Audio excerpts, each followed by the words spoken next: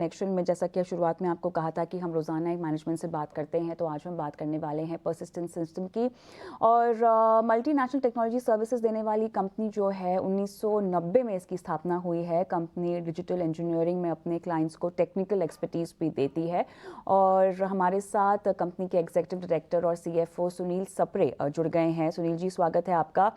चलिए, यहाँ पर पहला सवाल तो मैं रेवेन्यू ग्रोथ जो कि 2.9% के आसपास आई है, एस्टिमेट्स लगभग 3.5% के आसपास था quarter on quarter.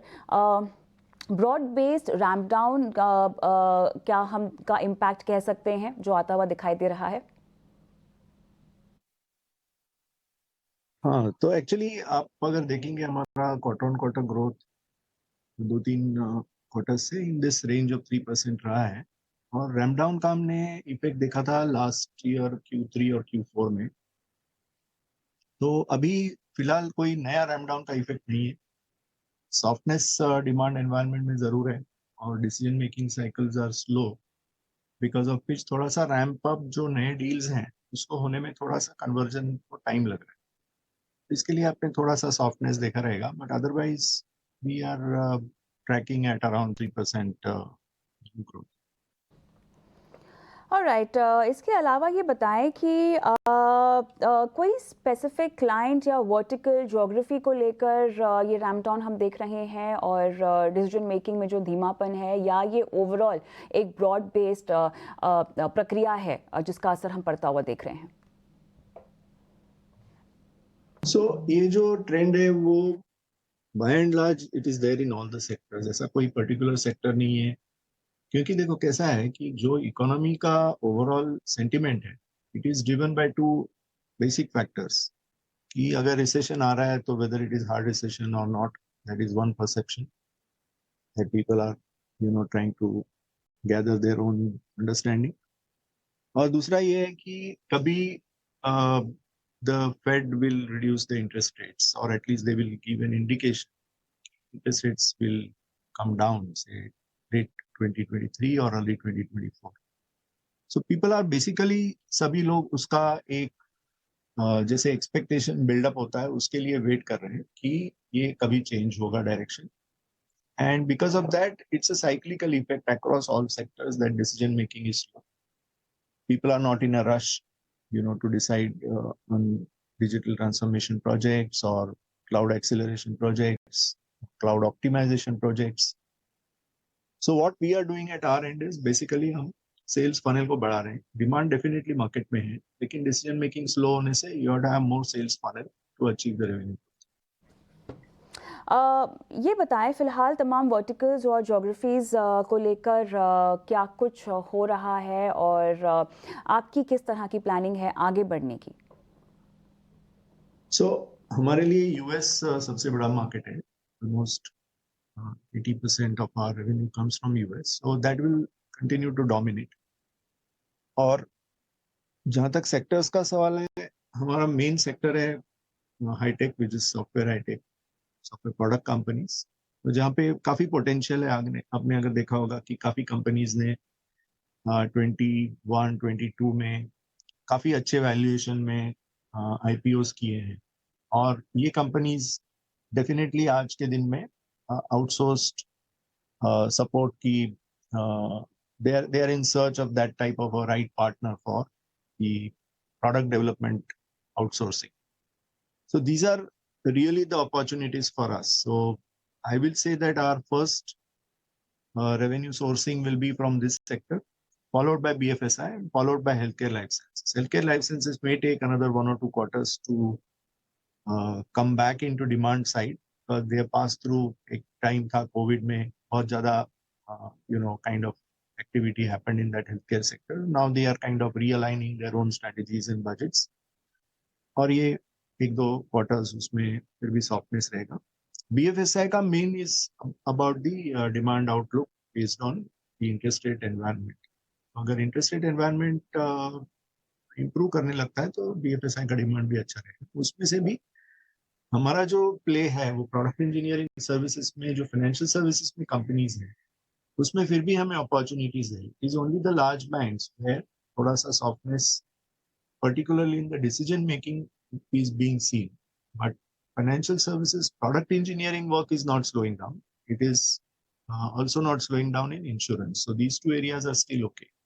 So these are the three areas where we will try to source additional. Sunil ji, ये बताएं कि अब मार्जिन को लेकर ट्रेंड आने वाली तिमाहियों में कैसे रह सकता है? यहाँ पर वेज हाइक और इस तरह के मामलों का कितना असर आप पड़ता हुआ देख रहे हैं मार्जिन्स में? जी, हमारा वेज हाइक जुलाई से इफेक्टिव होता है, तो हमने ऑलरेडी वेज हाइक इम्प्लीमेंट भी कर दिया है।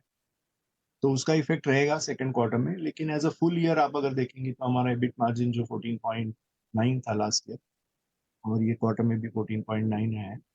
तो एक क्वार्टर टू क्वार्टर आप देखेंगे तो मूवमेंट थोड़ा सा हो सकता है, लेकिन as on a full year basis we have lot of levers, जैसे फ्रेशर यूटिलाइजेशन है, ये काफी फ्रेशर्स ऐड किए थे, तो हमारा करंट यूटिलाइजेशन अबाउट 78% है, जिसमें potentially we can increase that utilization number. The second is some of the deals जहाँ पे लार्ज डील्स जो हमने काम जिसमें चालू किया है लास्ट 2-3 क्वार्टर्स में, वो धीरे धीरे ऑफशोर होना जब भी चालू होंगे तो उसमें भी we will get benefit of margin.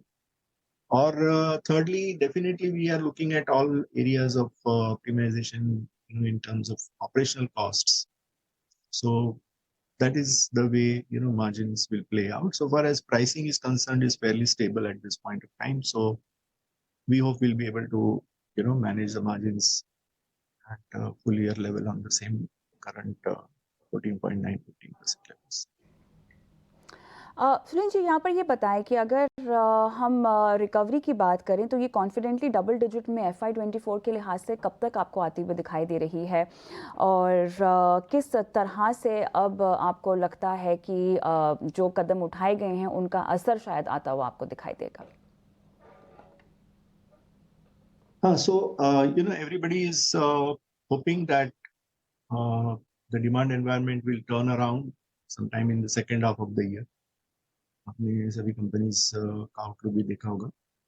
So we are continuously working to ensure that we continuously grow while we don't give revenue guidance.